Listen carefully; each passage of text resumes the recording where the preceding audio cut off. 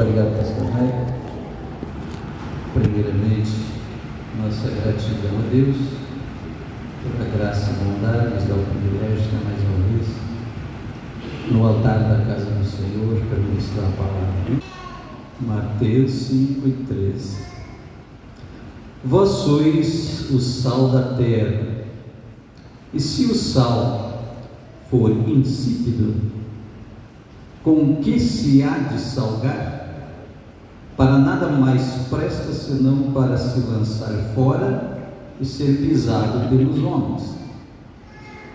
Vós sois a luz do mundo, e não se pode esconder uma cidade edificada sobre um monte, nem se acende a candeia e se coloca debaixo do alqueire, mas no velador, e dá luz a todos que estão na casa. Assim resplandeça a vossa luz diante dos homens, para que vejam as vossas boas obras e glorifiquem a vosso Pai que está nos céus. Amém? Deixe assentar, meus irmãos. Terça-feira é o culto da vitória, culto das promessas. Quarta de tarde, a tarde da bênção. Quinta de noite é a noite de crescer, amém? Glória a Deus! Glória a Jesus! Tá bom. Noite do crescimento. Então eu fico vendo Jesus, nesta palavra, instruindo os seus discípulos.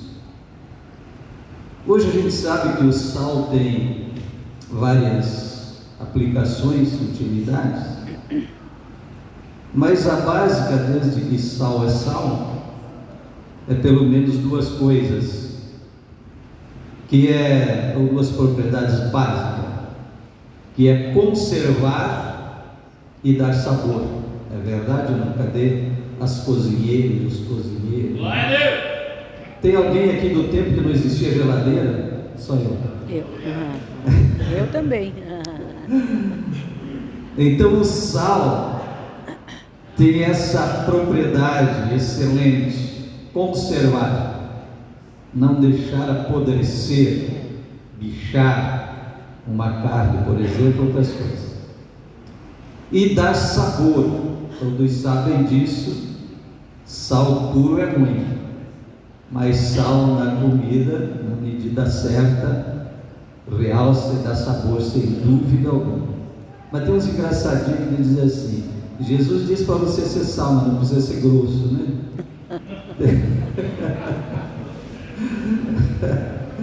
Mas é que o sal misturado com azeite dá aquele tempero bom, né? Então diga assim: tem sal, mas tem azeite também, tá bom? Dá glória a Jesus aí. Então essa propriedade interessante, conservar e dar sabor. Agora, quando Jesus inicia essa fala nesse texto aqui, vê que há uma advertência. Ele diz assim: vós sois o sal da terra, mas se o sal perder a sua propriedade de salgar, para nada mais presta. Então eu já vejo uma advertência do Senhor aos discípulos. E quem é discípulo de Jesus aqui hoje? Esse glória a Deus, esse levantar a mão é bom para não cochilar, né? Porque às vezes no estudo a tendência da gente que trabalhou o dia, está cansado, é cochilar. Então mexer um pouquinho ajuda você a não cochilar, porque o estudo requer um certo esforço, pensar um pouquinho, né? Diferente daquele culto de avivamento, aquelas coisas, né? Mas isso aqui está o verdadeiro alimento e avivamento.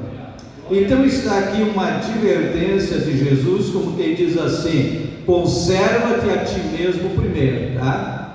Você tem uma missão, ser sal na terra, mas cuida de você primeiro. Não perde essa sua propriedade, essa capacidade que você recebeu.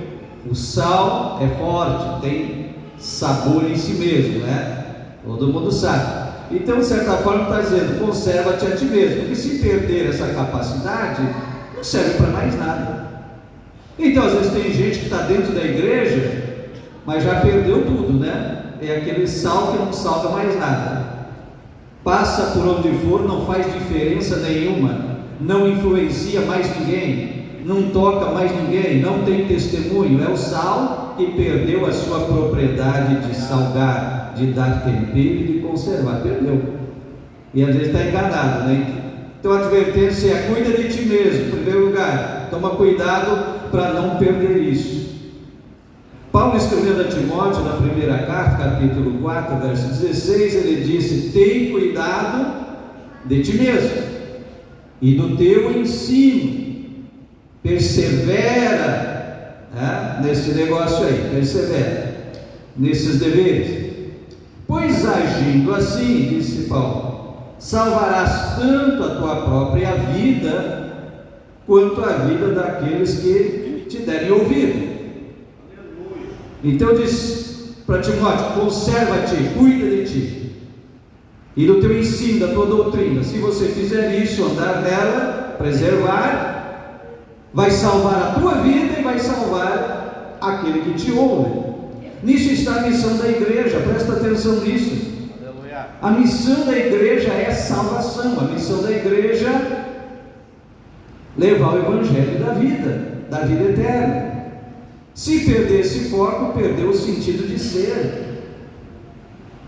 Então Paulo diz a Timóteo: se você fizer assim, você salva a sua própria vida e a vida daquele que te ouve. Acho que isto resume a igreja.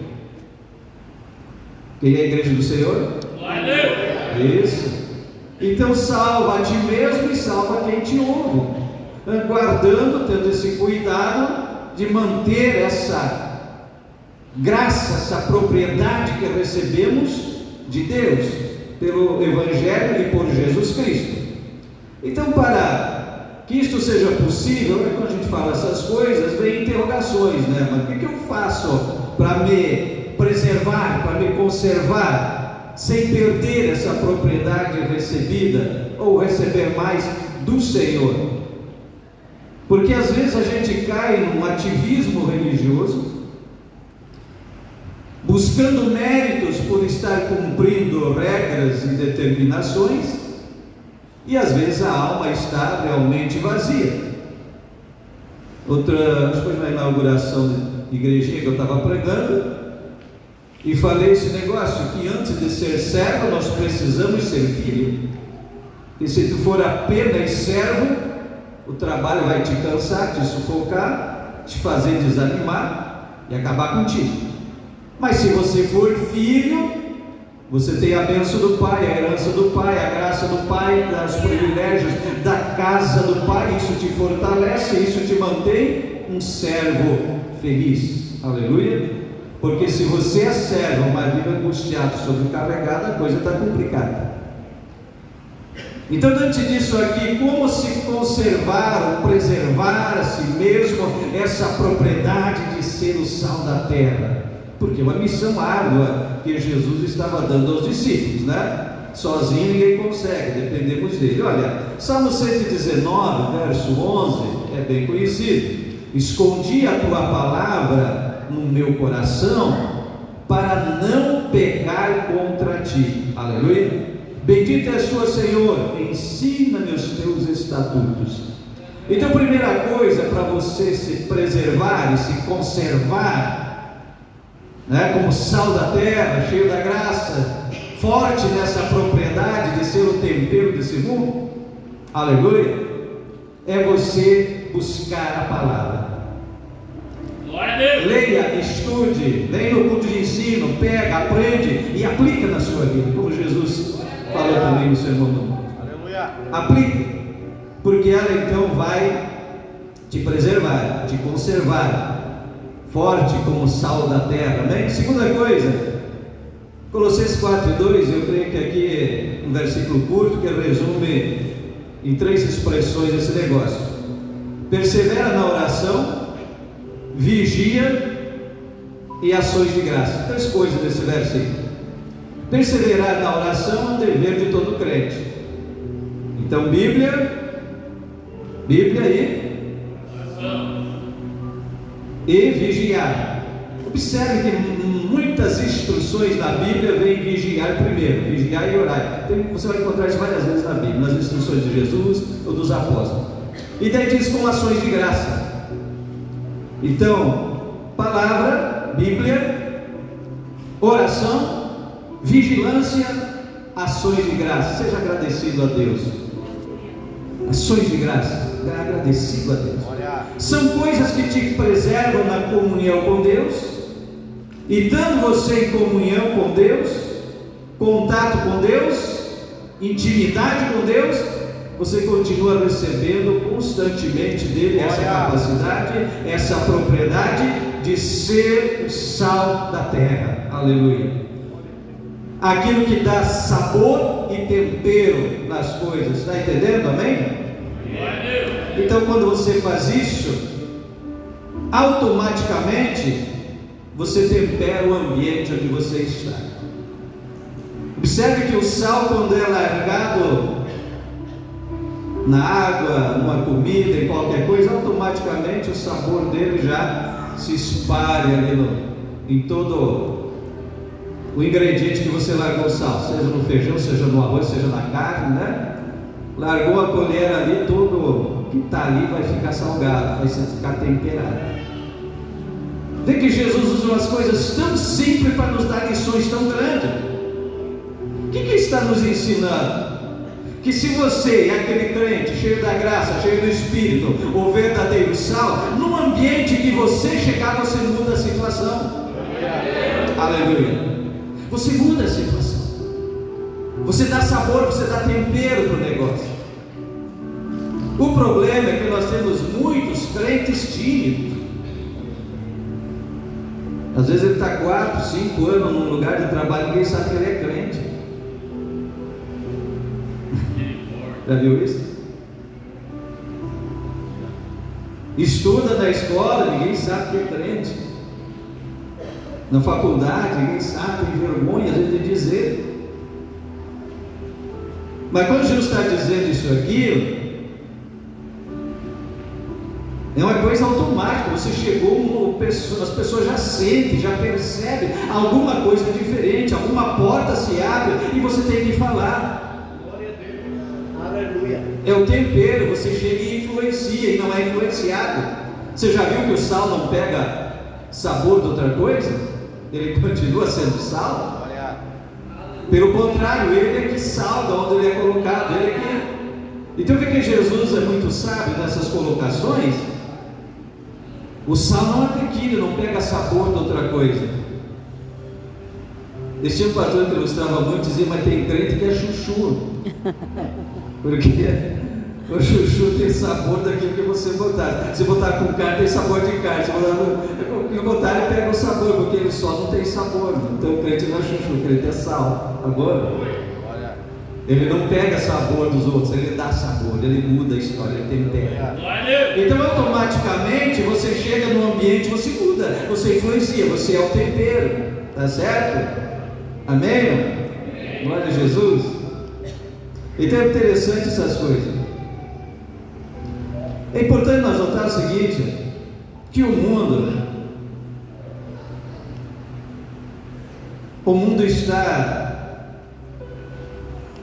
num constante estado de degradação e degeneração. É terrível isso.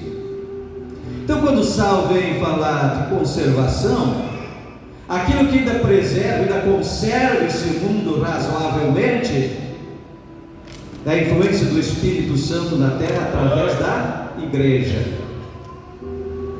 É uma coisa que a gente tem que ter consciência, porque quando a gente pensa assim, o poder do Espírito, o Espírito Santo agindo na terra, a gente pensa em algo, sei lá, está nos ares aí. Não, o Espírito Santo está no coração da igreja.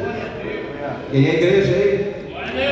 Isso, Jesus disse, o reino de Deus está dentro de vós. Se ele está dentro de nós, você revela Jesus ao mundo onde você anda. Vem Jesus na sua vida, esse é o sal. Não é uma coisa propriamente da gente, mas é Cristo em nós. Aos Efésios 4, 29, que eu não falei, né? Paulo disse assim: não sai da vossa boca nenhuma palavra torpe, mas só o que for bom para promover edificação. Para que dê graça aos que ouvem. Então a Timóteo diz para dar vida, e aos Efésios diz para dar graça àquele que ouve. Então, no mundo que está apodrecendo, sendo degenerado, se acabando, a igreja vem no poder do Espírito, da palavra, e dá aquele tempero, e evita que esse mundo apodreça de vez.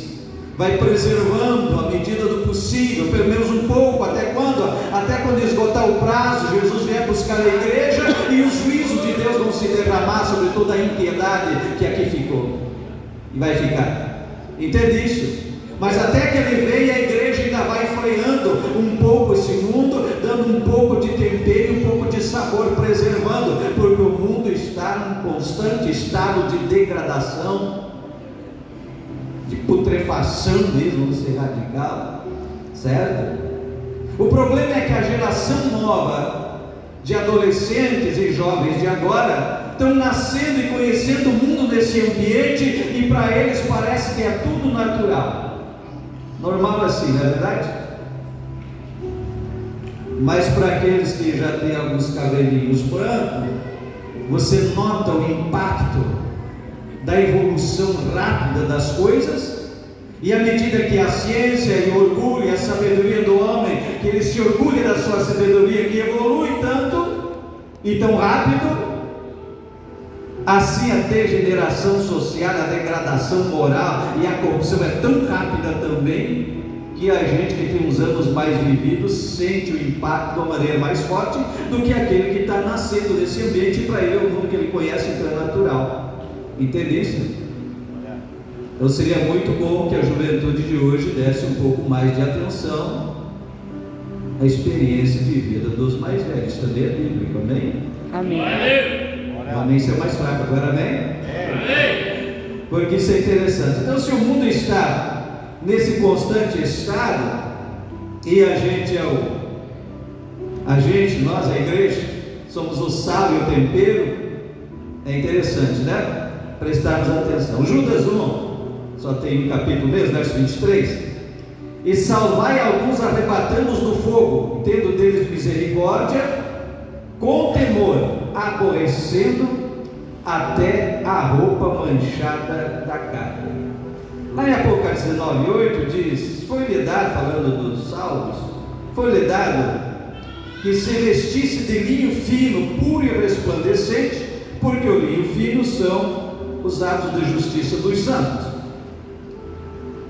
Então, se a igreja é vestida de linho fino, e Jesus chamou essa veste de linho fino de atos de justiça, ou de justiça, a igreja está no plural.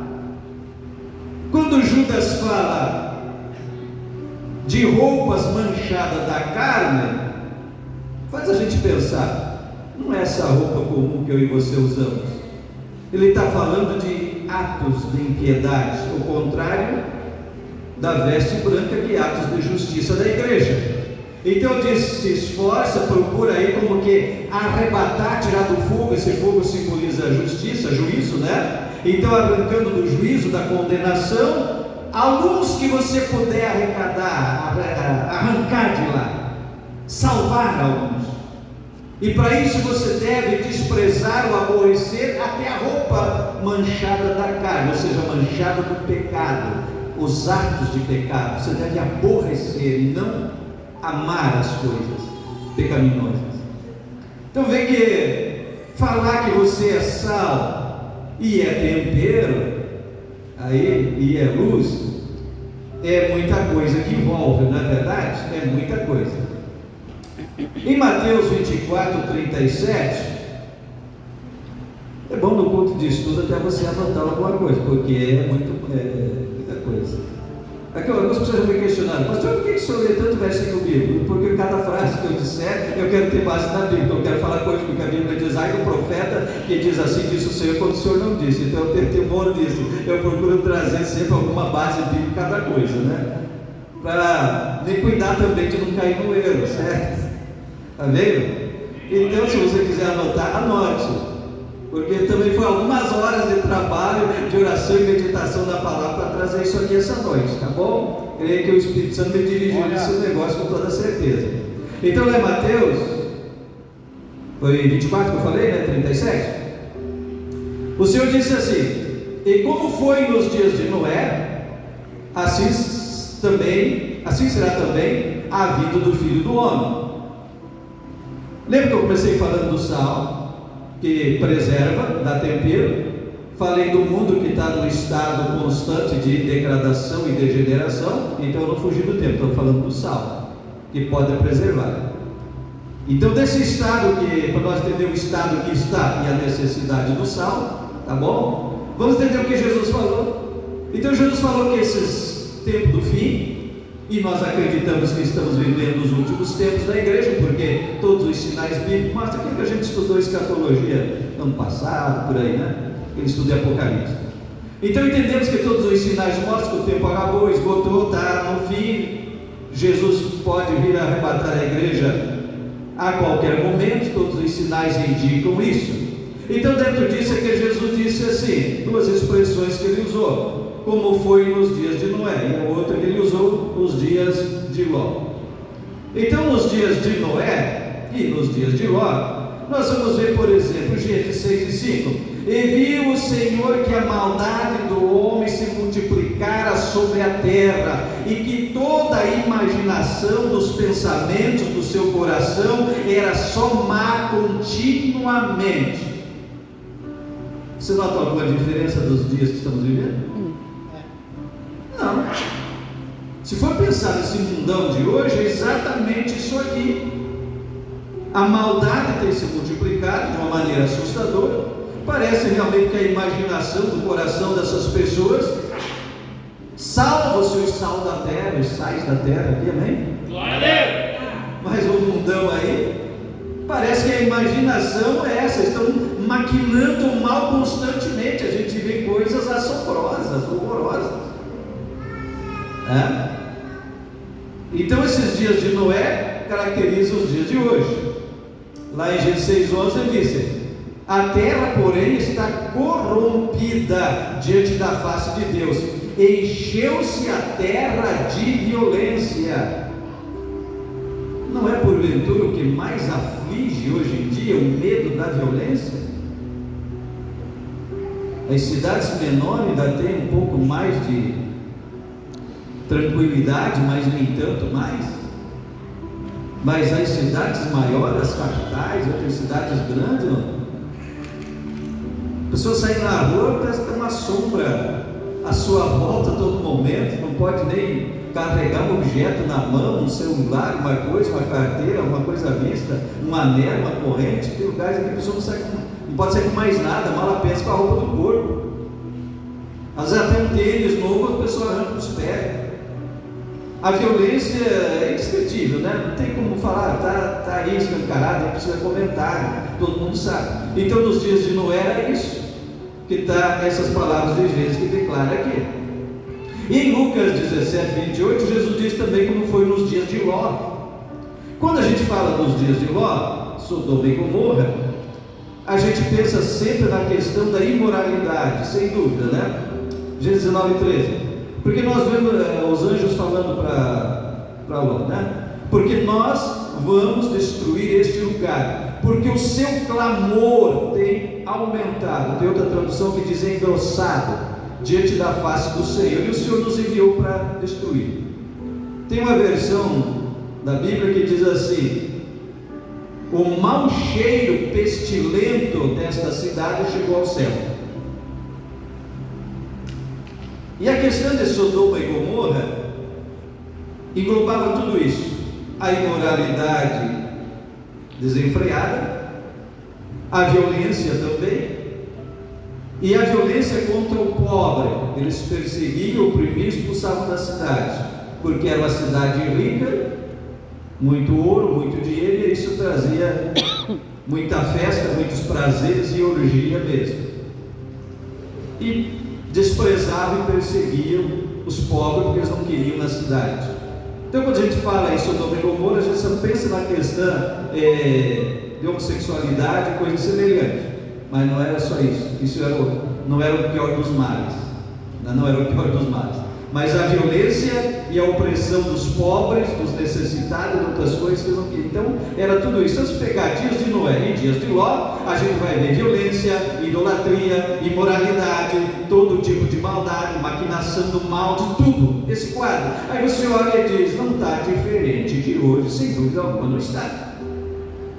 E foi exatamente nessa questão que Jesus disse para os seus discípulos: vós sois o sal da terra. Aleluia. Eu gostaria que nessa noite você sentisse o peso da missão, o peso da responsabilidade, porque hoje está tão invertido o evangelho que a maioria dos nossos cultos, presta atenção, nos pregadores, nas músicas, porque nem toda música é louvor, nem toda música é louvor, tem música que é tudo, menos louvor a Deus. Então presta atenção na música, presta atenção nas pregações, que a maioria das expressões Deus vai te dar vitória, Deus vai abrir a porta para você, Deus vai acrescentar, Deus não sei o que, o foco é o homem, é o ser humano, Deus vai fazer isso por ti, Deus vai fazer aquilo, Deus virou o nosso empregado, faz tudo na nossa vida. E esquecendo que o maior chamado que nós temos é uma missão na terra, trazer o reino de Deus para a terra. Aleluia. Ser o tempero do mundo. Está cheirando o tempero, cheirou forte agora aqui. Que bom que está mostrando o que a gente está falando, está entendendo? Você chega no ambiente onde chegou, um cheiro diferente aqui, um tempero melhor. Aleluia. Aleluia. Então presta atenção que muita pregação hoje não é mais evangelho. Eu não estou dizendo que Deus não cura, abre porta, enfim, e a Bíblia manda nós levar nossas necessidades a Ele em oração e tudo mais. Claro, é bíblico. Estamos em luta, dificuldade, ore pelos outros, leva suas necessidades diante de Deus, entrega para Ele, confia nele, ora, intercede, tudo é mandamento bíblico. O problema é que virou só isso. É raro. Por quê? Porque esse tipo de pregação ou de ensino não atrai povo, entendeu? Só que quando a gente olha, o remanescente salvo realmente vai ser um número pequeno. Meu Deus, quero estar nesses dias. Aleluia. Então nós vamos entender que a missão de ser sal é você mudar a situação. Mas você não pode mudar a situação sem que primeiro você seja mudado. Observe que a obra de Jesus é obra de restauração. Tudo a ver com isso aqui. Porque o homem criado no jardim, primeiro casal, era a imagem e semelhança de Deus. E tinha comunhão íntima com Deus. Mas quando o pecado entrou, e deixando a questão da responsabilidade de Adão e de Eva, outro assunto para outra hora, mas quando o pecado entrou, corrompeu toda essa imagem de Deus, que era o ser humano, corrompeu toda a situação, a mentalidade, a maneira de pensar, de ver, de entender, corrompeu tudo, degradou tudo, e o homem foi expulso, o ser humano lá, o primeiro casal foi expulso do jardim, perderam o contato e comunhão com Deus, e entrou nessa decadência que vem até hoje. Aí as grandes profecias e promessas é que através de Jesus haveria uma restauração do homem, do ser humano. Que restauração é essa? Voltar a ser imagem e semelhança Aleluia. do Senhor. Então esse é um longo processo que a igreja está passando. Aleluia. E que a igreja está andando nessa obra do Evangelho, aleluia, nessa obra de ser sal. Aleluia, Jesus. É restauração. Aleluia, Jesus. Voltar a ser a imagem e semelhança do Pai. Aleluia. Voltar a ser a imagem e semelhança do Criador. Glória a Jesus, aleluia. Então Aleluia. nesta palavra eu vejo também ali o grande peso da missão. Diz Jesus para os seus discípulos: vocês são o sal da terra. Não é os fariseus, não é os sacerdotes da antiga aliança, até porque já mudou a aliança, ou estava naqueles dias no processo de transição. Então o Senhor mudou, é vocês que são agora esse Aleluia. sal. Então eu vejo ali também um peso de responsabilidade nos ombros dos discípulos, que deve pesar nos nossos ombros hoje como igreja. Aleluia.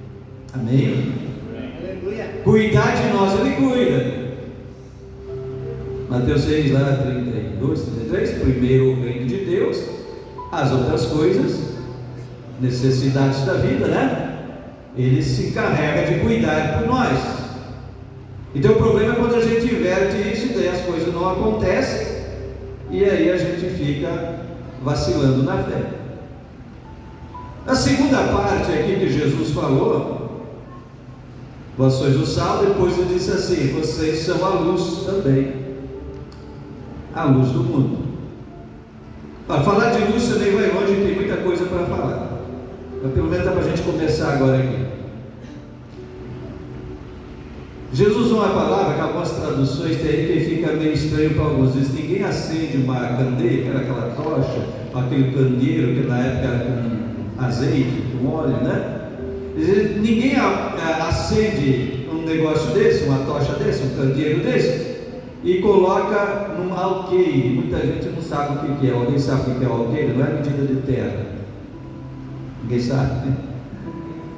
O alqueire que a Bíblia está falando, algumas traduções dizem, era uma vasilha, uma cesta, que podia ser de alguma coisa, tipo taquara, coisa assim, ou podia ser de barro, que era para medir sementes, de mais ou menos 12 a 13 litros. Então era aquele negócio, então ninguém vai acender e botar dentro daquele caixote, daquele negócio, porque vai atrapalhar a sua luz. Ou ninguém vai acender e botar debaixo de um balcão de alguma coisa, mas vai colocar no velador. Então tinha um lugar apropriado para colocar a lâmpada ou a tocha que era lá para poder iluminar a casa. Ele ilustrou também que uma cidade, imagina naquele tempo, se hoje nós temos essa facilidade, mas naquele tempo não existia nada disso. Então de longe você enxergava algumas tochas acesas onde tinha um vilarejo. Aí o Senhor diz: é impossível esconder.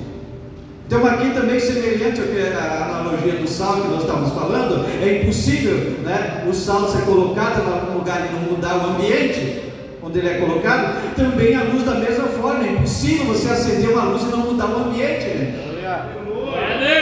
Então se o nosso evangelho, nossa vida, nossa igreja está num lugar que não muda nada, então deixou de ser luz também. Meu Deus. Então não tem mais nada. Se não chegar e não mudar o ambiente, então perdeu toda a sua propriedade. Presta atenção onde você vai, se onde você chega, na casa que você entra, no ambiente que você trabalha, se a situação muda ou não. Eu já vi gente que se queixa porque tem parente macumbeiro, feiticeiro, essas coisas. Há uma luta, uma treva cada vez que eu vou. Para aí, a treva te influencia ou você influencia as trevas? É, Jesus. Acho que ele tem medo. Uns acham que Deus está tomando um suador para lutar com o diabo. Não, o diabo é subjugado a Deus. Deus não tem nenhum trabalho, nenhum esforço com o diabo. Tanto que muitas vezes Deus nem se mexe. Até que manda um anjo, vai lá dar um jeitinho no negócio lá. Aleluia. Quando dá uma cordinha e deixa o diabo fazer alguma coisa, depois o Senhor manda um anjo, vai lá e encurta a corda dele de novo, pronto. Mas tem crente que acha que Deus está passando um sufoco, lutando com o diabo. Não é assim. Se você entrar na casa do feiticeiro, macumbeiro, você é a luz, você chega lá e ilumina o ambiente. As trevas não te pegam, não. Para com essa crendice, essa coisa supersticiosa, né? O diabo tenta assustar a gente. Eu estava uma vez dando um seminário em Guaíba, eu ia toda sexta-feira da teologia lá. Aí quando eu passo na encruzilhada que entra para, eu voltando na sexta-feira à noite, já umas 11 da noite, né? Onde entra para Alvorada, eu estou passando assim, aquele pessoal faz em cruz, né? Um grupo de branco de cada canto da esquina, vocês fazem agora, né? Lá, de noite, no escuro, eu declaro, eu só liguei minha mão e passei, Senhor, vai para esses negócios aí, essas tribulações, tá?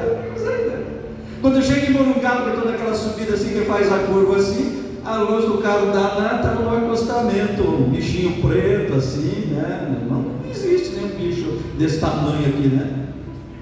Não existe. Bichinho preto assim na beirada do acostamento, com um zoião de fogo desse tamanho assim. Eu vai ser assim. Mais uma vez que eu ergui a mão, o Senhor te repreenda aí agora. Assustou? Não tem medo de passar? Não tenho, pastor, quando você quiser. Glória a Deus. Entende? Mas não tenha medo, não. Você é a luz, você influencia o ambiente. Luz aqui está falando de revelação, conhecimento, clareza, entendimento, são sinônimos de luz. Quando esta linguagem figurada da palavra, você é luz. Luz é a iluminação que vem de Deus, do Espírito Santo, te dá revelação, te dá entendimento, dá conhecimento. O Espírito te ensina, te instrui, te revela, te guia. Isso é que Jesus disse em João 14, lá no Espírito Santo. Glória a Jesus. Então você tem o maior mestre dos mestres, mestre por excelência, Espírito Santo de Deus. Aleluia. Que o Senhor Jesus disse: eu e o Pai viremos e faremos nele morada. Aleluia. Não tenha medo, ouça o Espírito nas suas escolhas, nas suas decisões, por onde você anda, não tenha medo. Você é luz, chega e ilumina, chega e muda o ambiente. Isso é o poder que está sobre a igreja e que muitas vezes a gente ignora. Está entendendo? Será que você vai ser fortalecido daqui? Aleluia. Vai crescer um pouquinho mais hoje? Aleluia. Aleluia. Crescer na fé, na graça e no Glória a Deus, conhecimento do aleluia. Senhor. João 3,19, 20 diz assim: e a condenação é esta, que a luz veio ao mundo, e os homens amaram mais as trevas do que a luz, porque as suas obras eram más. Porque todo aquele que faz o mal odeia a luz, e não vem para a luz para que as suas obras não sejam reprovadas. E aí se estabelece um conflito. Quem está no pecado quer se esconder, porque se vir a luz, na luz tudo ilumina, tudo mostra. Então eles fogem, se escondem e não gostam da gente. Já viu? Quando tem um ímpio que não gosta de você, não é porque você é esperto, né? Não é que você seja ruim, seja mau, seja chato, não é porque você é a luz. E ele não quer, porque a sua luz incomoda as trevas que há nele. Está entendendo? Precisa discernir essas coisas. Muitas vezes não é só, não gosta de crente, apedreja, calunia, faz não sei o que. Não, é que as trevas estão fugindo da luz. Entende isso? Se é que você é um bom crente, é claro. 2 Coríntios 6,14 e 15: não vos prendais a um jugo desiguais com os infiéis, porque que sociedade tem a justiça com a justiça, e que comunhão tem a luz com as trevas, e que concórdia entre Cristo e os ídolos, Belial. Então veja, não existe nenhum tipo de acordo entre luz e treva, ou é um ou é outro, é impossível. Não tem como você olhar e dizer está junto, está misturado, entenderam? Dá para nós encerrar? Que horário se foi? Hebreus 11:7. Eu gosto dessa palavra. Quando entendi isso aqui, pela fé Noé divinamente avisado das coisas que ainda não se viam, isso é fé, né? Temeu, e para a salvação da sua família preparou a arca, pela qual condenou o mundo, e foi feito herdeiro da justiça, que é segundo a fé. Associando com isso que eu estou falando, entendi esse negócio do conflito. Por que o mundo nos persegue, principalmente agora que a gente está vivendo uns conflitos ideológicos com esses partidos políticos? Estão vendo um conflito muito grande e muito forte, então constantemente atacando a igreja, em todo sentido. Eu entendi nesse versículo. Noé construiu a arca, que salvou a sua família e condenou o mundo. Nós, como crentes, precisamos entender isso, que esta justiça de Deus, executada na cruz, que é a arca da nossa salvação, é a mesma que condena o mundo que não crê. Verdade, Jesus. E por isso eles nos odeiam. É, meu Deus. Esses crentes se achamos mesmo, somos resgatados pelo Senhor, não por méritos nossos, claro, nunca é, mas pela misericórdia de Deus que nos alcançou, nós estamos num nível superior, sim. Carta aos Efésios, elevado às regiões celestiais em Cristo. E aí ele diz: eles é os cidadãos do céu, amém, é os filhinhos do papai, amém, fomos resgatados e salvos por Jesus Cristo, somos filhinhos do pai, sim, não os mimadinhos aí, mas filhos. E eles ainda não são, então eles se sentem realmente condenados. Isso é o impacto que a luz tem que fazer. Glória a Deus. Se o nosso evangelho não está dando esse impacto de mostrar para eles que nós somos filhos de Deus, e eles que não se converteram ainda não são, então nós estamos falhando na missão. Então a arca que salvou um, condenou o outro. É a mesma coisa hoje. A ilustração é a mesma. A arca que nos salva, Cristo, o Evangelho, é a mesma que condena o outro. Aleluia. Salmo 108:22, a pedra que os construtores rejeitaram tornou-se a pedra angular, ou a pedra de esquina. Em Mateus 21:44, você já prestou atenção nesse versículo? Olha só. E quem cair sobre essa pedra vai se despedaçar, tá bom? E a outra palavra, e sobre quem essa pedra cair será reduzido a pó. Isso, irmão, para esses pregadores da supergraça de hoje, que dizem que não há juízo, não há lei, não há mandamento, é um assunto longo que a gente precisa tratar. O que é isso aqui? O Cristo que nos salva, a pedra de esquina que foi rejeitada pelos edificadores da época, o Cristo que nos salva é aquela pedra que sobre quem ele cair vai reduzir a pó. É o juízo que virá. Então como nós vamos levar a sério essas coisas? Jesus. Como não vamos levar a sério, amém? Encerrou nosso tempo, Deus abençoe, pastor Maicon. Vamos orar, coloca em pé.